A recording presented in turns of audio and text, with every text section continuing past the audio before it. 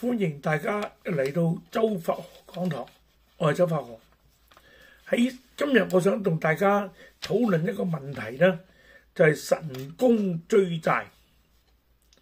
喺社會上邊咧，欠債不還嘅人咧十分之多。咁有啲真係運程唔好啊，走投無路啊，你借錢求救啊，呢個有。但有啲咧係用嚟行騙都有嘅喎，所以大家一定要小心。我大概咧就將呢啲情況分為三種。第一種就係有病或者有急事係需要真係人哋幫忙嘅，咁我哋礙於人對人要互相幫忙呢個態度咧，我哋借出錢係無可厚非嘅。第二種咧就叫惡習纏身啦。咩叫惡習纏身咧？即係譬如嗜賭啊、吸毒啊，或者中意去滾啊，即係亂咁花費嘅人咧，呢啲人咧，我哋最好就下定決心唔好借錢俾佢，俾勸佢要改。第三種就係最差嘅一種啦，就係全心行騙。有啲人咧，佢問你借錢，其實佢係冇諗住要還嘅，佢諗住借到咪即係呃到咪即係得到咯，佢當作係謀取財富一種嘅方法。咁我哋商界上面成日發生呢事噶，咁但係其實最重要咧就係我嘅經驗咧，反而係鄉下人向你借錢。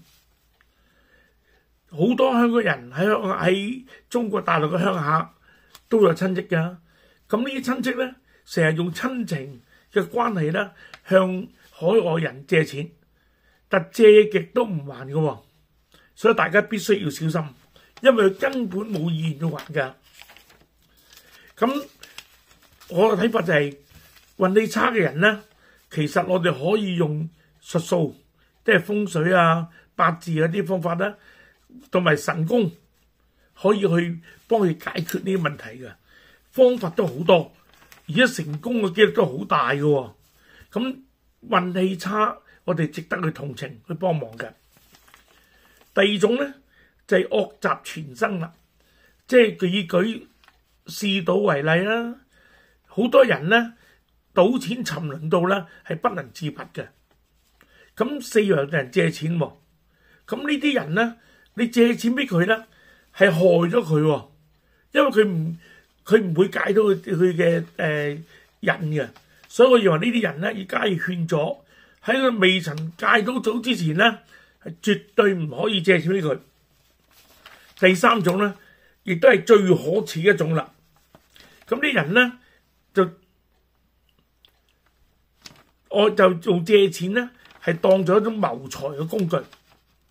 商界裏邊好多，舊時咧周佛學係做工廠嘅，亦做過批發，好多嘅客戶咧係專登唔找數嘅，佢唔令到你，佢唔理你其他人啲死活，佢呃到就算到，有啲甚至衰到咧呃埋啲伙計，然後執笠嘅喎。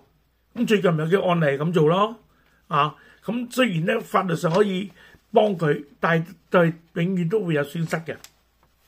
咁我哋對呢啲人咧，如果我哋必須要借錢俾佢嘅時候咧，我提醒大家咧，一定要有正式嘅借據。有正式借據咧，因為如果有正式借據，佢日後如果唔還嘅話咧，蓄意唔還啊，你可以用法律途徑去追討。當法律有人話法律途徑有咩用啫？佢都唔俾錢，佢話自己冇錢點算咧？咁如果法律途徑成功之後咧，你就可以自己入稟去再問佢追討，或者請呢個專業嘅追訴公司去問佢還錢咁但係你記住咧，我哋一定要用合法手段，我哋唔係黑社會，我哋唔應該用其他手段，一定要合法手段去做嘅。咁呢個合法手段咧，其實好多嘅喎，好多合法手段係令到佢一定要還錢嘅。不過咧，喺呢度咧，我哋唔適宜喺度咧透露俾大家聽。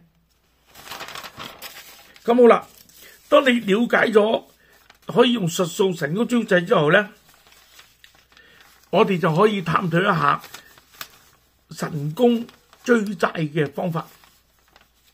有好多師傅喎，就教你又喺邊度化啲衣紙啊，冤親債主對付佢啊乜乜，甚至仲出埋書添喎，出書教人點樣做啊！但我了解呢啲都唔係好靈嘅喎，成功機會咧我都唔知有幾高。咁但係咧，我而家喺呢度咧，我同大家分享一個個案，係我自己親歷嘅。咁係咩咧？就係話有一個苦主通過我個徒弟咧，就嚟揾我，叫我幫忙咧追一筆數。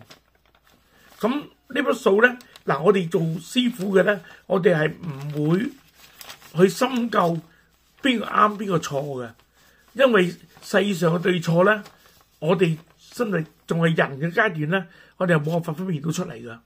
咁所以咧，我就叫佢去問我哋先師，我哋用嘅方法，如果佢自己同師資品完之後，先至應承佢同佢做嘅咧，我哋就會出一個方法叫做告皇榜，將佢嘅資料過程到我哋嘅神講咗，個神咧就會去幫佢追到呢個人，令佢還債俾你嘅，呢啲叫做告皇榜。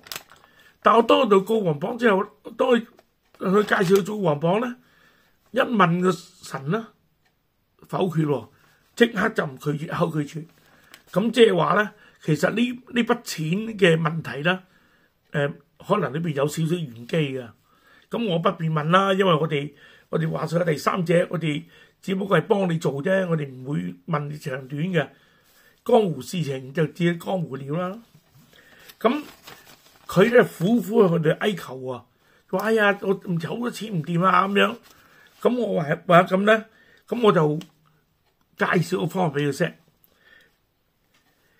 但係咧講明喎，呢個方法咧我唔會參與嘅，因為既然我六任先師都叫我唔好做，我根本就唔會出手嚟做嘅。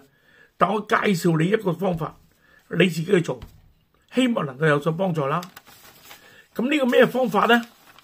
原來啊喺昆崙符錄啊，昆崙派嘅符錄裏邊咧有一套追債方法㗎。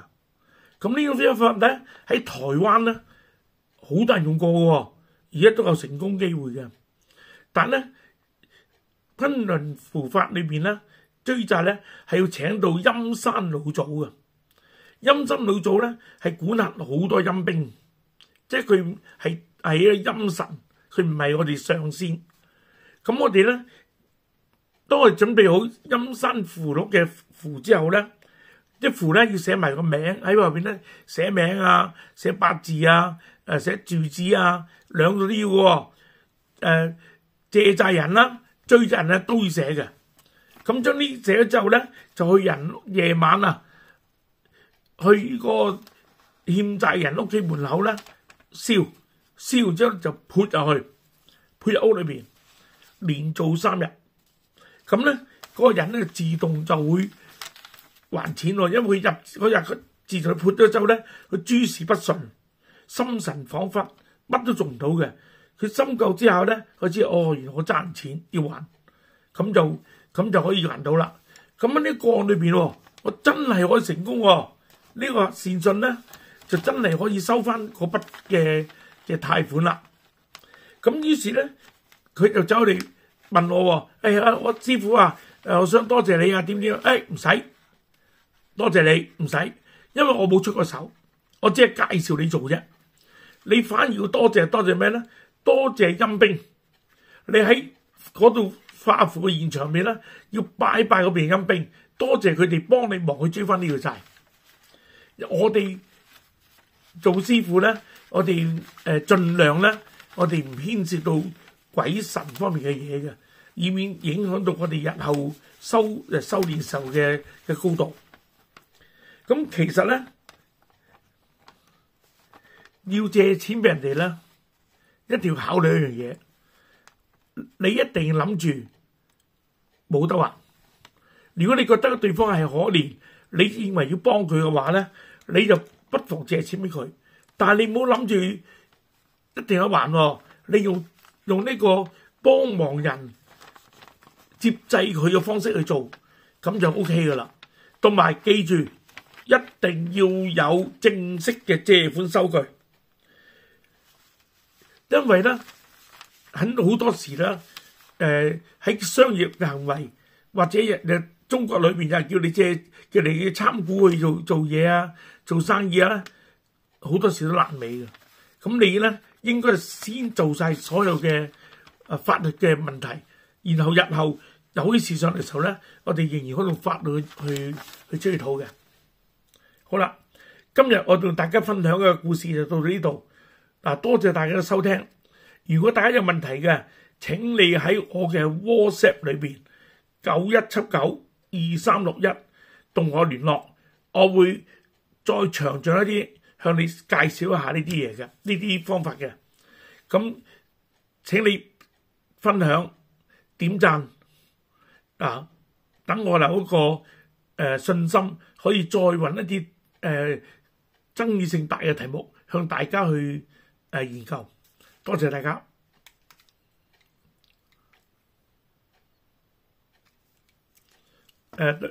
多謝大家嘅支持，多謝。